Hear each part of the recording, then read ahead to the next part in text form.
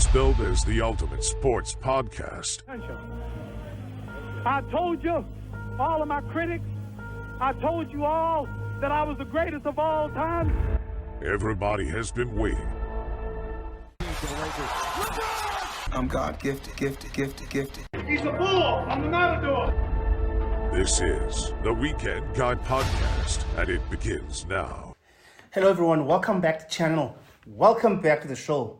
It's another one, guys. We're back after a very hectic weekend. Yes, sir. Yeah, yes, it's the Weekend Guy with Sihle. Say hi the people, man. Welcome to our viewers, our subscribers, our international subscribers. Thank you for joining again. Make sure you click that like and subscribe. Tell a friend to tell a friend. It's been a busy sporting weekend, and we're happy to welcome you guys back as the Weekend Guys. Yeah, man. It's been for me one of the most, this season. Yeah.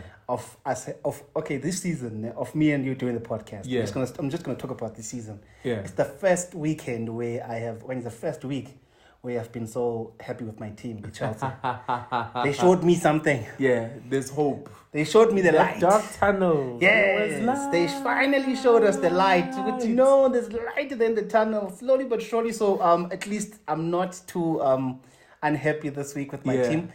Even though we're still like 10th or something on the log. But No. I think more than anything else, for those who need to know, we had one of our modern day classics in the English Premier League.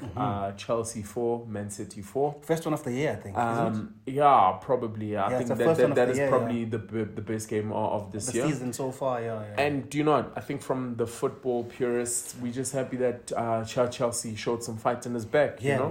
man.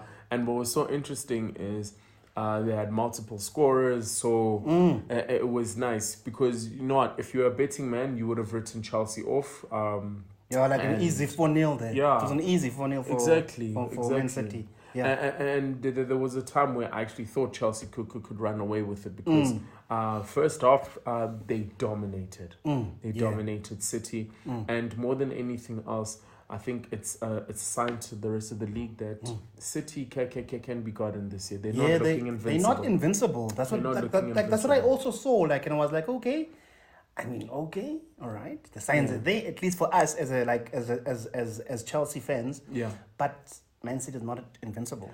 Indeed, and I think if you're a City fan, your only comfort is Kevin De Bruyne is gonna come back. But this team outside of Kevin De Bruyne, they're looking normal. You know, we thought Haaland would run away with the Golden Boot, and he's doing so well so far. Yeah. You know, but how many goals is up by? I think if I'm not mistaken, he's 8. 8 goals up. Yeah, one ahead of Salah on 7. If I'm not mistaken. But yeah, man, it was a very nice game. One of the classics of the season. Indeed. How did Man U? Man U against Luton, you know, was a home game, and we thought we'd whoop them. But can I tell you the funny thing about United this season, right? We've got a -3 goal difference. And we're in 6th position. Yeah. Newcastle in 7th position have a +13 goal difference. So we are winning dirty and scrapping it out right now. Yeah. We're not playing the fanciest football. It's not smooth. Yeah, but we're just finding ways to win. Okay, I have to touch on this before you go. I have to touch on this before you go too far forward. Too far, yeah. The Champions League. What the fuck was Maguire doing, bro? What the hell, bro? No, man. I thought we were gonna focus on the English Premier League. Hey. Do you know what? Yeah? In a group with Bayern, Copenhagen, and Galatasaray. 90% of the world would have backed United and Bayern. Of course, to go through. Right now, out of those 4 teams, United are last. Yeah, because you lost at home. We lost to Galatasaray. We lost to Bayern. Yeah. And now we've lost to Copenhagen. Away. Copenhagen was away. Yeah. Our only win is Copenhagen at home. At home, yeah. And there's no way we're beating Bayern and Gala. I think it's over, basically. It's over. The only thing I have as comfort is it is us playing in Europa. That's the only thing. That's the only thing that we can salvage out of this Champions League campaign. It's been disappointing. But here's what I'm going to say to you and ask you again. Yeah? Yeah. And we asked this question, the same question in the previous podcast. Yeah. Or 2 episodes back. Is Ten Hag good enough to be coaching Man United?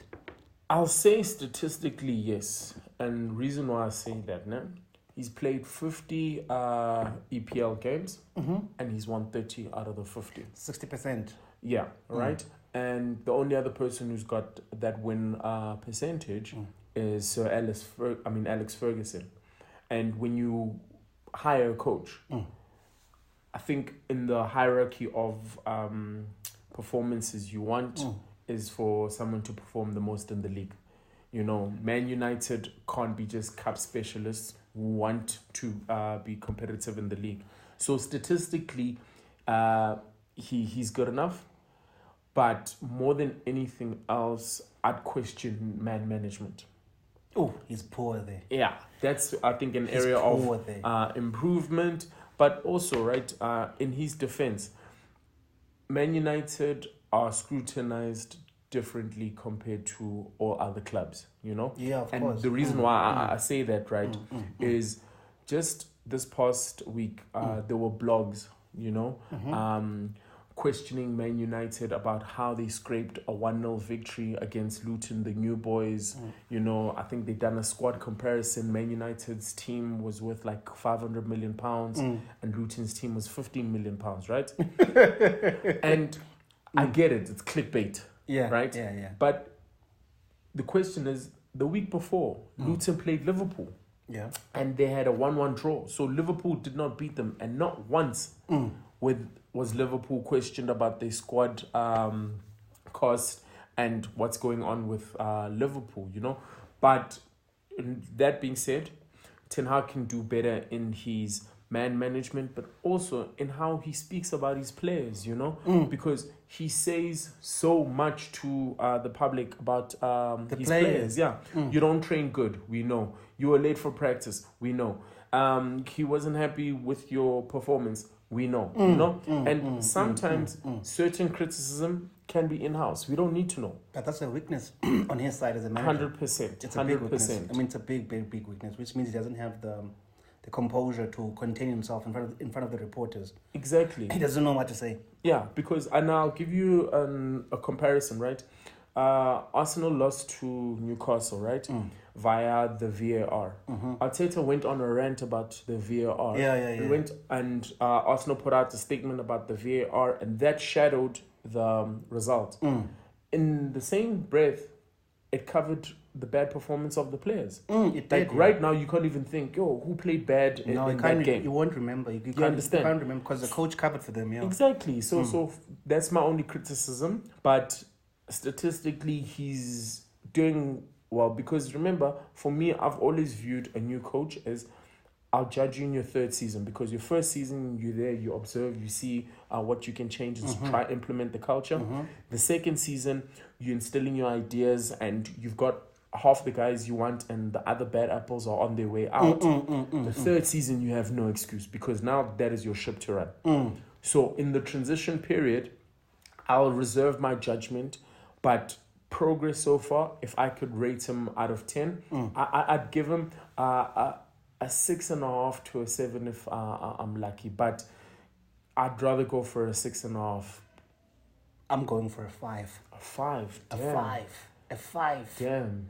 Okay. A 5. Okay. The biggest part as to why I'm giving him a 5 so far, 2 seasons, 1.5. Yeah, 1.5. Yeah. Is man management. Yeah. Man management. Okay. The key thing to coaching men is that you need to be able to manage them effectively. Agreed. I'm always going to go back to the same thing. The players he's lost in terms of not being able to groom the talent to a level which we know a Jordan Sancho can play at. Yeah. That's a big negative for an elite coach. True. Because remember, if you're an elite coach, you're supposed to get the best out of your elite players. Yeah. You know? It has to translate. It has to translate. If you are elite, Pep Guardiola is an elite coach. He's able to get the best out of his elite players. You know what I'm saying? Yeah, and funny enough that you mentioned Pep, right? Cole Palmer scored Chelsea's fourth goal, and he was at Man City for 15 years. Yeah, and they'd asked him about Cole Palmer in the build-up during to the week, game. you know, and he mentioned that look, he had a conversation with Cole Palmer last season. Cole Palmer wanted to play more. Pep couldn't guarantee more playing time, and Cole Palmer said he wanted to leave, and he said, look, I'll let you leave, you know. And for me, that is a sign of good management, because you cannot promise what you cannot you cannot deliver. You know, as much as he's very talented, you have to make sure you do what's best for the squad. Yes, you know, managing elite players. Indeed. So he got it right there. Ten Hag, that's why he's messing it up. And unfortunately, this thing is gonna if he continues the way he's doing it, or criticizing players in the media, or over informing the media of what's happening inside the club, it's not gonna change. It's gonna be a downfall, basically. True.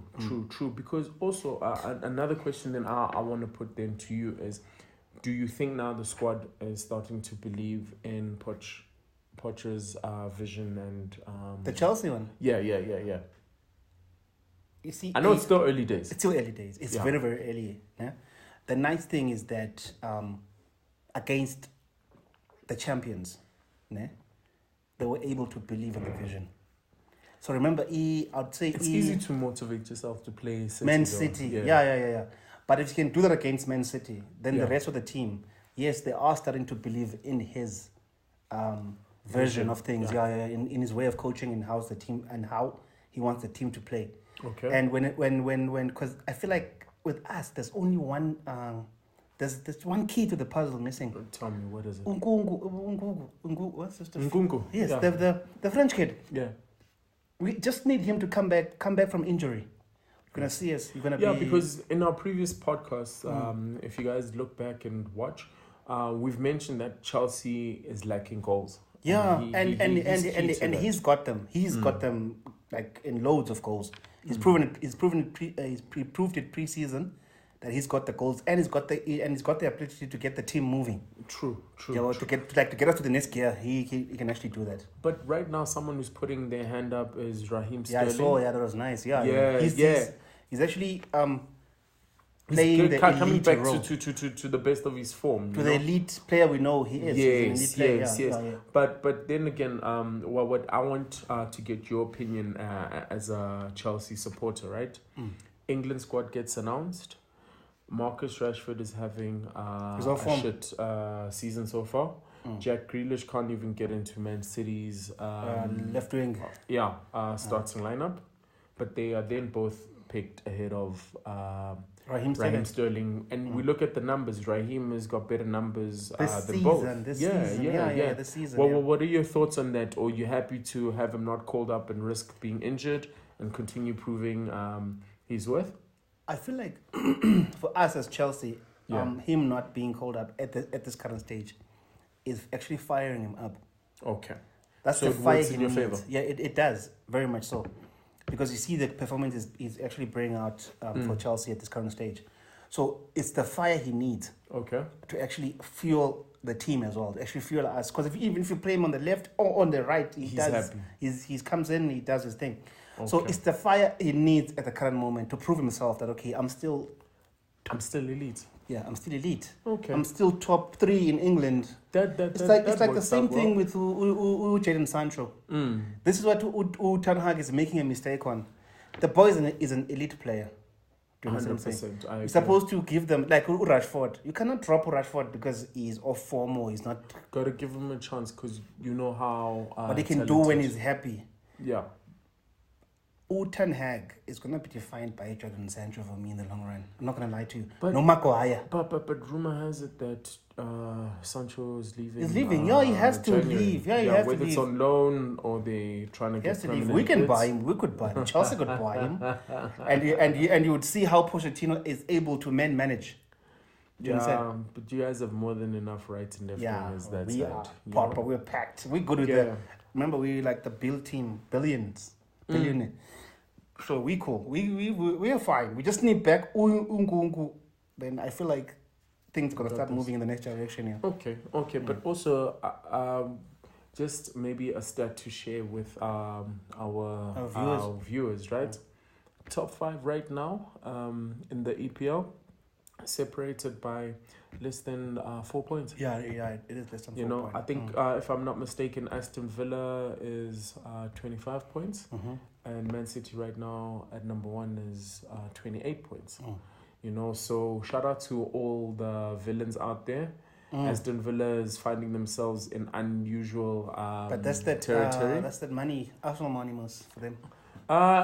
No, West Ham got the Arsenal money, right? Arsenal money. But I think it's great coaching by Unai Emery. Yeah. And the guy's peaking at the right time. One thing about Unai Emery and what I like about him, is that I think the first time he came to the Premier League, he had a language barrier.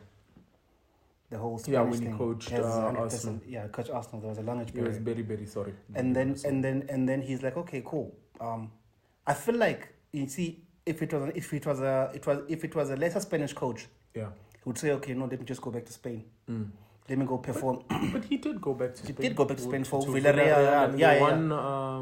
They won some trophies. So, but remember, for him, that was success already. He was fine. He could have stayed there longer, for example. But for him to take the challenge and to go coach Aston Villa, it says something about that the caliber of coach he is, and then to what he's done for the first quarter of the season, to have them in the top 4, that's fine. He's fine. Meaning when he drops, he's going to be top 6, top 8. Yeah. Look, hence why I was saying it's in unfamiliar territory, because if Aston Villa qualifies for any European competition, then he's achieved his goal. And especially the Europa Cup. But for me, what I wanted to add on to that is, this is maybe advice for clubs, right? Look at the caliber of club you are and get the caliber of coach, right? And the reason why I say that is, if we look at Unai in Spain, right? Elite. Yeah, he is elite, but, right, he was not coaching the top team. 3 teams, So that pressure and how to navigate those waters are different, right? You bring him to the English Premier League, Arsenal is expected to be top 3, top 4.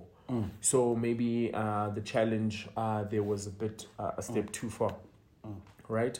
And we then double back, and he then comes back to a team that's of a similar ilk to your Sevilles and your the Spanish Villarreals teams, and he's in his comfort zone, and he knows how to work with that limited budget and not having to compete for that top talent and manage massive egos, and he then performs. So it's nice to see coaches aligned with their teams. But he did go to PSG as well, wasn't it?